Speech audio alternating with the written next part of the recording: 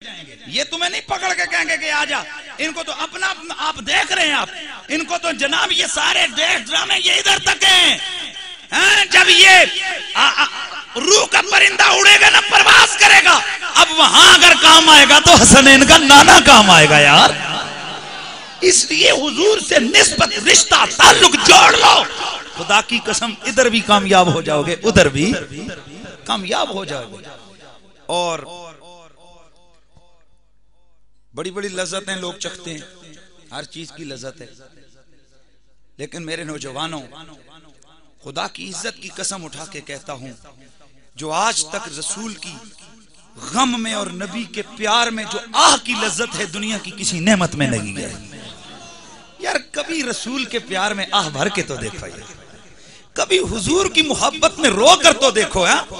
सारी जिंदगी का सताया हुआ बंदा हो, पूरे जहान का तड़पाया हुआ बंदा हो, मेरे रसूलुल्लाह का प्यार उसके सीने में है।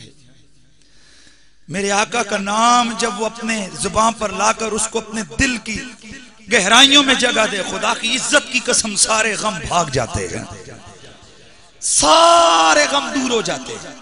इसलिए हम चाहते हैं कि नौजवानों, ये दुनिया की रंगीनियों में क्या ढूंढते हो यार, आओ मेरे रसूल की मोहब्बत को अपना ओढ़ना, अपना बिछोना। चलो यार, दुनिया भी मैंने माना तुझे मामलात हैं, लेकिन मैं उस दिन भी तकरीर कर रहा था यार, ऐसा कर लो कभी हम रात को सोते हुए तो सोच के सोए कि मेरा नबी कितना सोना था, हसनैन के बाबा कितने प्यारे थे, ज़हरा के बाबा कितने सोने थे। और यार कभी ये तो सोचकर हम लोग सो जाएं, फिर देखो ना रात को नींद कितनी प्यारी आती है। हाय हाय हाय हाय, खुदा करे के कभी ख्वाब में वो दिन आए कि वो ख्वाब में दिखाए अपनी तजल्लियां। मैं कहूँ कि मेरे हुजूर ने, मैं कहूँ कि मेरे हुजूर ने मेरा सोया वक्त जगा दिया। मैं कहूँ कि मेरे रसूल, मैं कहूँ कि मेरे रसूल ने मेरा सोया वक्त, मेरे मुस्तफा किस कदर हसीन थे, किस कदर प्यारे थे, मेरे नबी की मोहब्बत में आहें भरने वाले। ओ मेरे गोलड़े के पीर मेरे अली से पूछो, मेरा गोलड़े का पीर कहते इस सूरत नू में जाना खा।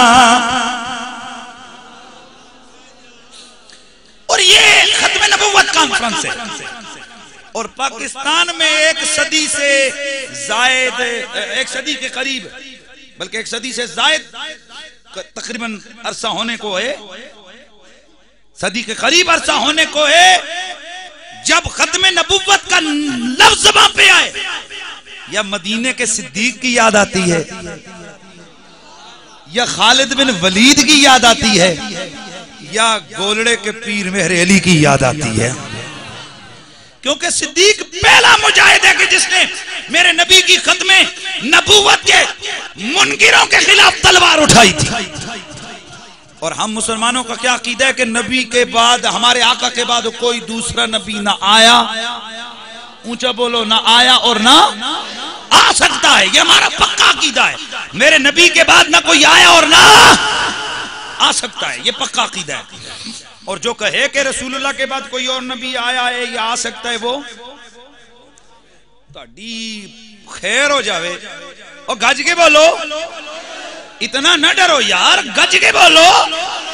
आप कोई गैर कानूनी काम नहीं कर रहे हो, आप पाकिस्तान के आइन की बात कर रहे हो। हाँ, क्योंकि हमारे आइन में लिखा है कि जो रसूलुल्लाह की खत्म नबूवत का मुनकिर हो वो, ऊंचा बोलो, वो काफिर है।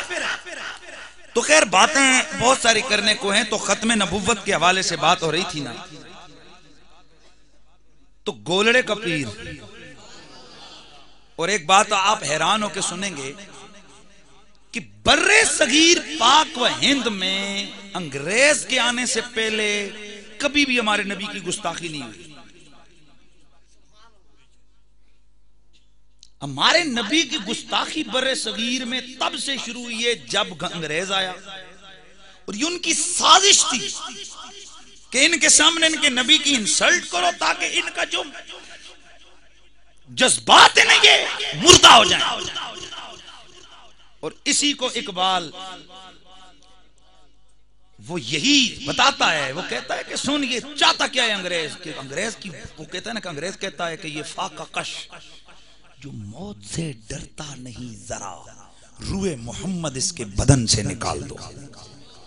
और ये मौत से नहीं डरता है जब इसके जिस्म में मोहम्मद बसता हो, जब इसके दिल में ज़हरा का बाबा हो ना, और इसके दिल में हुस्न मोहम्मद की तजल्लियां हो ना, और इसके दिल में हुस्न ताम और जलवाए मज़हरे जलवाए जात के जलवे जब इसकी निगाह में आ जाए, ये मौत से डरता नहीं, ये मौत की आंखों में आंखें डालकर बातें कर रहा होता। हजरत खालिद बिन वलीद को किसी ने कहा ज़ेरा पहन लो, फरमाया वो ना पहनदा, खालिद शहीद हो जाएंगे।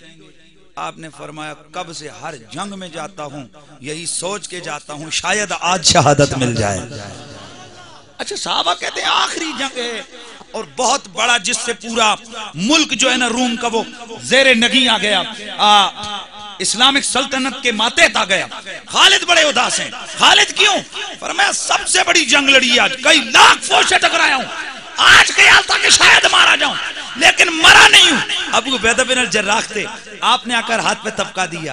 आपने फरमाया खालिद तुम्हें शहादत इस तरह नहीं मिलेगी, तुम कभी इस तरह कट के नहीं मरोगे। क्यों अबू उबैदा बिन अल-जर्राह?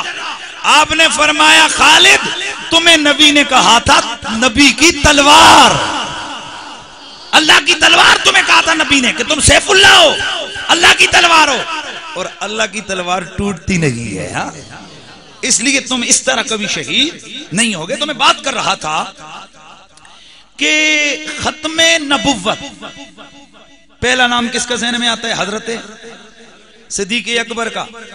और दूसरा नाम आता है हजरत खालिद बिन, कि जिस वक्त यमामा के अंदर एक बेवकूफ, एक पागल ने नबुव्वत का दावा किया। किसने? मुसैलमा कज़्ज़ाब ने। तो खालिद बिन वलीद को भेजा हजरत सिद्दीक ने। अब खालिद बिन वलीद जब आए ना, तलवार लेके आए, मालूम है उस दिन नारा उनका क्या था? या रसूल अल्लाह। भाई खालिद बिन वलीद का क्या नारा था बोलो?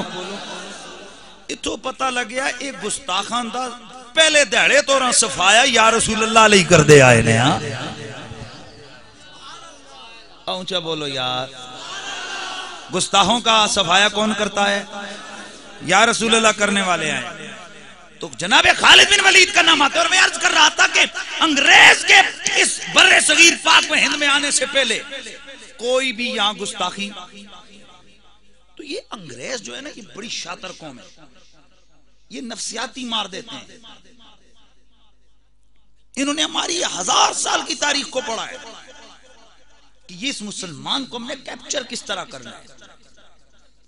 कहा ये जो एक अकेला होकर ना पूरी फौज के सामने जाके खड़ा हो जाता है, इसका अगर गर्दन झुकाकर इसको बुज़दिल करना है ना, इसके दिल से नबी की मोहब्बत निकालो। ये 8 फुट का हट्टा कट्टा होगा, लेकिन होगा क्या? रेत की दीवार। तो इस मुसलमान के